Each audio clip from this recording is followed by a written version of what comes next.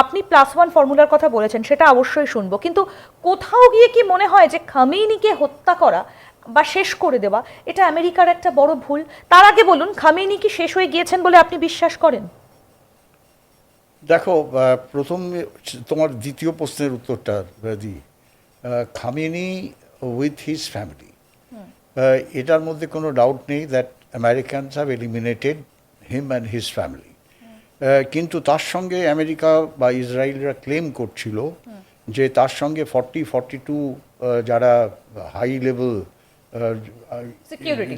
ছিল, তারাও সেখানে ডিস্ট্রয় হয়েছে। সেটার মধ্যে একটা কোশ্চেন মার্ক আছে। দেখো, যেটা আমেরিকা থেকে বলা হচ্ছে যে খমিনি সেখানে একটা কনফারেন্স করছিল। ওই কনফারেন্সের সময় তার ওপরে এয়ার স্ট্রাইক করে তারা ইনফরমেশন ছিল তাদের কাছে, আর তারা সেটাকে ডিস্ট্রয় করলো। কিন্তু আমার বক্তব্য হচ্ছে যে আমি কোশ্চেন মার্ক এই জন্য দিচ্ছি, যখন এই ধরনের একটা conference head of the state নেয়, সেখানে তার ফ্যামিলি কেন থাকবে? Why should his family be দেয়ার?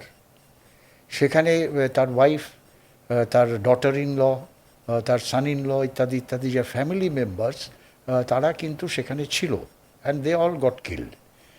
তা এইটা হচ্ছে একটা কোশ্চেন মার্ক, কি সেখানে কি অ্যাকচুয়ালি কোনো কনফারেন্স হচ্ছিল, বা ইট ওয়াজ জাস্ট ওর বাড়ির মধ্যেই ওর একটা অফিস আছে, সেই অফিসের মধ্যেও ছিল, অফিস করছিল সেখানে। কিন্তু এটা কি কোথাও গিয়ে বিশ্বাসযোগ্য যে যে দেশটার মাটির নিচে বাংকারে হ্যাঙ্গার পর্যন্ত রয়েছে, কপ্টার থাকতে পারে, সেই রকম জায়গায় খামেনিকে বাঁচাতে পারবে না সেই দেশ? না, বাঁচাতে পারবে, কিন্তু প্রত্যেক সিকিউরিটি সিস্টেমের মধ্যেই একটা লুফোল থাকে। আর শুধু তাই না, US and Mossad, CIA and Mossad, they had infiltrated inside Iran's intelligence system. এও বলতে শোনা যায় যে ইরানের ইন্টেলিজেন্স সিস্টেমের যে হেড, হি ওয়াজ কম্প্রোমাইজড। সে খবর দিচ্ছিল, বা তার ড্রাইভার খবর দিচ্ছিল যে কোথায় কোথায় সে যাচ্ছে, কি ব্যাপার, কখন অপরচুন মুভমেন্ট। সেখানে Khamenei was under surveillance for last 2 years by America and Israel.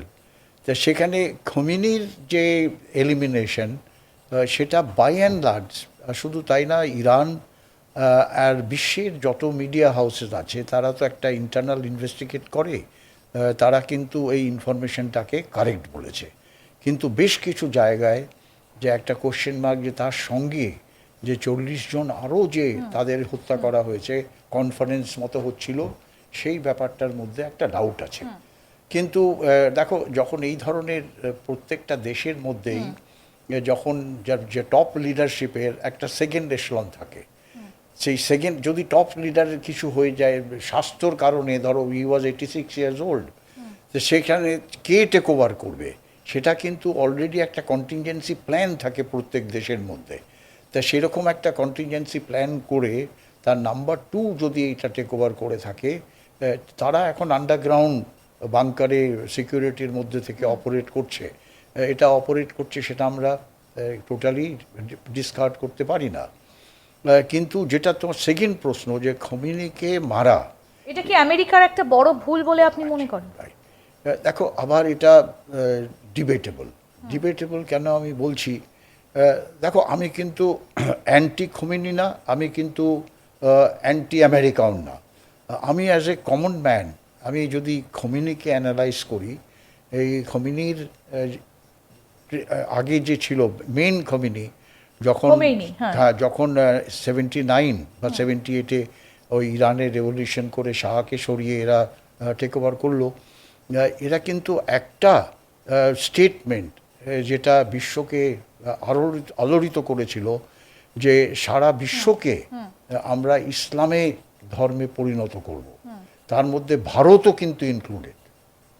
Now if a person of A head of the state, যদি তার মনের মধ্যে এই আকাঙ্ক্ষাটা থাকে যে আমি সারা বিশ্বকে ধর্মের ভিত্তিতে, আমার যেটা ধর্ম সেই ধর্মেতে আমি কনভার্ট করব, that's a very dangerous kind of thing to do.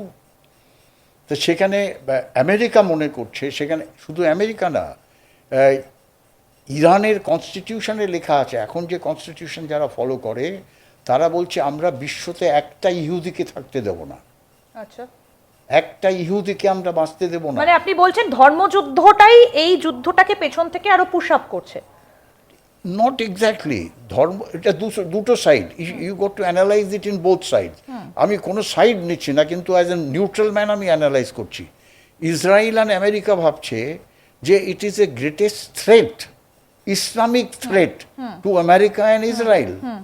R Iran মনে করছে it is the greatest threat to the Islam. বুঝতে পারলে? কিন্তু ইসলামের, যেটা আমি আগে বলতে চেয়েছিলাম, যে ইসলামের মধ্যেও ডিভিশন আছে। তুমি ইসলাম, যারা গ্লোবালি যদি আমরা ইসলামকে নিই, তার 10 to 15% হচ্ছে শিয়াজ, বাকি তো সুন্নিজ। এদের মধ্যেও খটাপট লেগে আছে।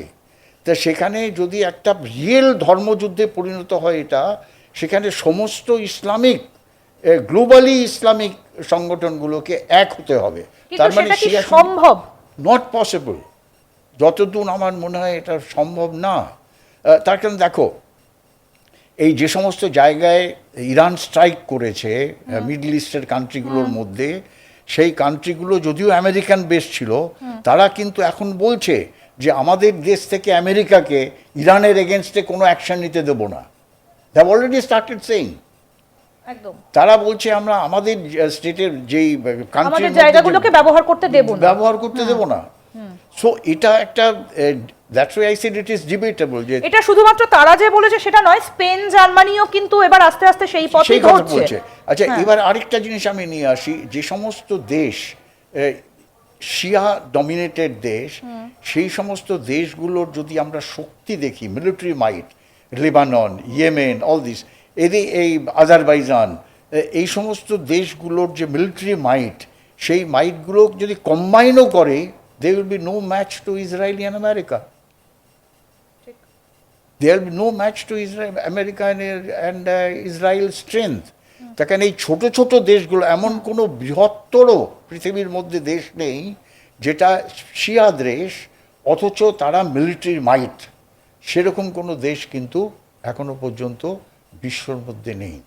যার ফলে it will be one side, it will be world war তখনই হবে যদি রাশিয়া আর চায়না এর মধ্যে ইনভলভ হয়। একদম, আমি রাশিয়া আর চায়নার বিষয়টাতে আবার একটু আসতে চাই, মানে আপনি যেটা আলোচনা শুরু করেছিলেন, তবে তার আগে আপনার ওই +1 ফর্মুলাটা একটু শুনতে চাই। যে এই 4 নম্বরের পর 5 নম্বর একটা ফর্মুলার কথা যেটা আপনি বলছিলেন, যে আরো একটা ফর্মুলা ইরান অনেকটা এগিয়ে যেতে পারে, সেটা কি? দেখো, এটা কিন্তু আমার কমান্ডো থিঙ্কিং। এখন আমেরিকার মাইট যেটা ইরানের এগেনস্টে ডিপ্লয়, সেটা হচ্ছে ইউএসএস আব্রাহাম লিঙ্কন। একদম।